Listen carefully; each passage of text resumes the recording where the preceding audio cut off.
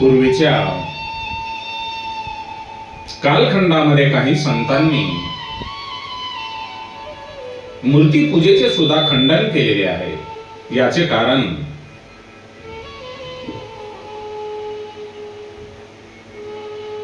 ज्या काळामध्ये ज्या गोष्टींची आवश्यकता असते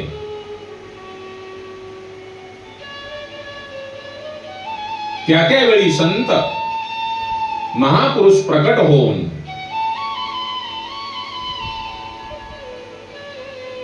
तसेच कार्य करतात. जसे पूर्वी शैव आणि वैष्णव यांच्यामध्ये फार भांडणे होऊ लागली, वाद होऊ लागला, तेव्हा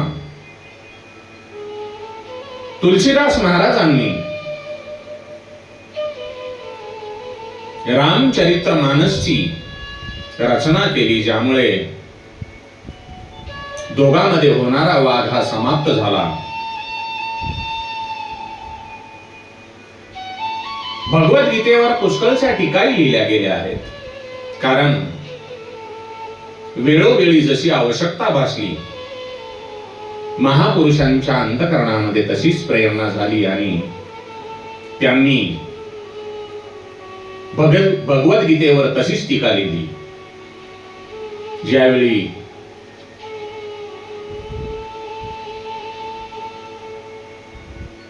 मंडन मिश्र नावाच्या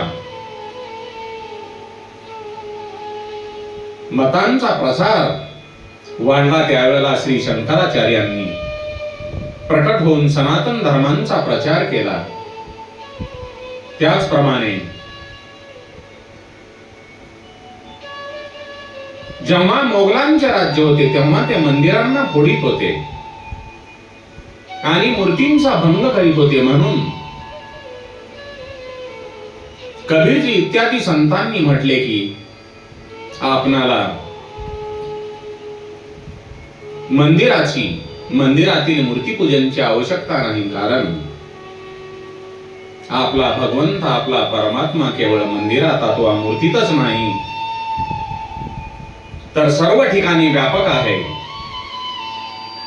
वास्तविक पाहता त्या संतांचे मूर्तीपूजेचे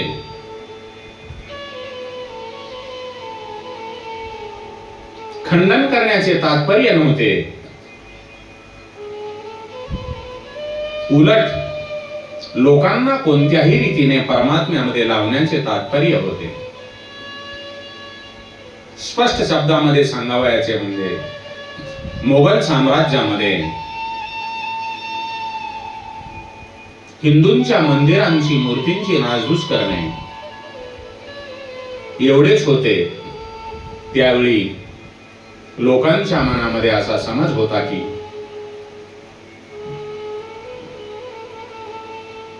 भगवंताच्या मूर्ती आहेत तर भगवंत त्यांना आपला प्रभाव का दाखवित नाही.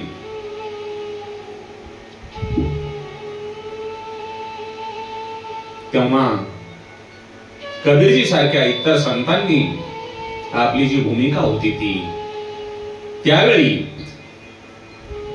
निर्माण झालेल्या परिस्थितीला अनुसरून की बाबांनो, तुम्ही मंदिरामध्ये न जाता, मूर्ती पूजा न करता सुद्धा आपला हा भगवंत जो आहे तो चराचरामध्ये व्यापलेला आहे, त्या भगवंताची तुम्ही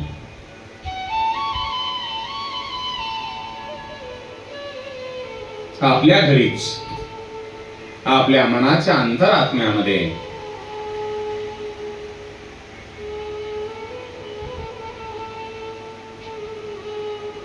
पूजा करू शकता. कारण बरेच ठिकाणी असा उल्लेख आलेला आहे की आपण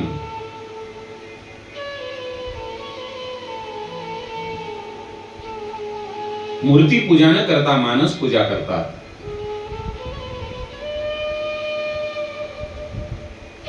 मानस पूजा ही सुद्धा एक भगवंताची चांगल्या प्रकारे सर्वश्रेष्ठ पूजा आहे.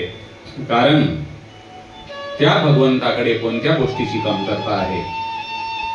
आपण ध्यानमग्न होऊन जर भगवंताची मानस पूजा केली आणि तीच सवय जर आपणाला लागली तर एकदम अधिक उत्तम, कारण तो भगवंत फक्त भावाचा प्रेमाचा भुकेला आहे.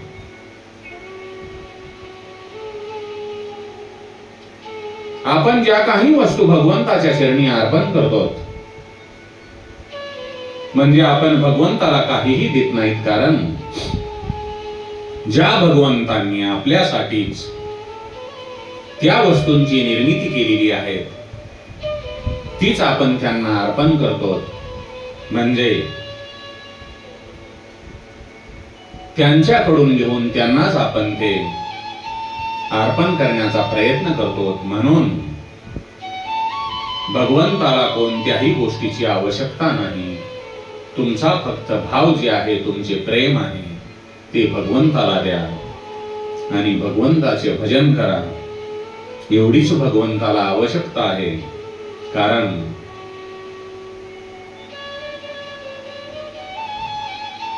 भगवंत हा भावाचा भुकेला आहे. म्हणून श्री कृष्ण गोविंद हरे मुरारे, हे नाथ नारायण वासुदेवाय. ओम नमो भगवते वासुदेवाय. कृष्णं वंदे जगद्गुरुं. राम रामेति रामेति रमे रामे मनोरमे. सहस्रनाम तत्तुल्यं राम नाम वरानने. सहस्रनाम तत्तुल्यं राम नाम वरानने. सहस्रनाम तत्तुल्यं राम नाम वरानने.